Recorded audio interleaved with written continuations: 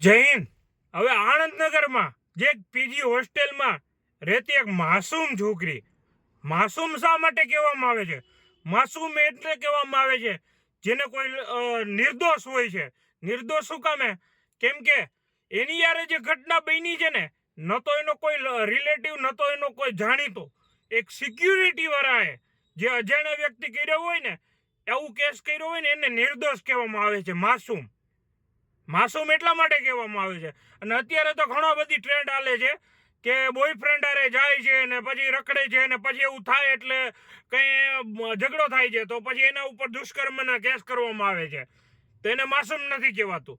અને આ માસૂમ છોકરી પર બિચારી પીજી હોસ્ટેલમાં રહેતી 23 વર્ષની છતે જઈ અને એક યુપીના છોકરો સિક્યુરિટી ગાર્ડે, હવે આ સિક્યુરિટી વાળા એજન્સી ઉપર પણ કાયદેસરની કાર્યવાહી કરવી જોઈએ।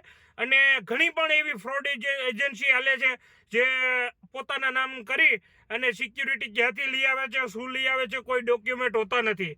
આવા ઘણા બધી દાખલાઓ છે, તો આવા કાયદેસરની એફઆઈઆર થવી જોઈએ। અને એ જે સિક્યુરિટી વાળો હતો એને પોલીસવાળાને પણ દિલથી સલામ છે, એને પગે ગોળી ભાગવા ગયો હતો અને પગે ગોળી મારી છે। હવે એ કદાચ 2-3 મહિના તો એ પગે ખાટલો હાલી શકે એવો નથી, એટલે ત્યાં સુધી એને જિંદગીમાં પસ્તાવો થશે। અને જેટલા રેપ કરવાવાળા છે ને, એ ભડવાઓને બધાને કહું છું કે તમારા મનમાં જે વિચારો હાલતા હોય ને કાઢી નાખજો।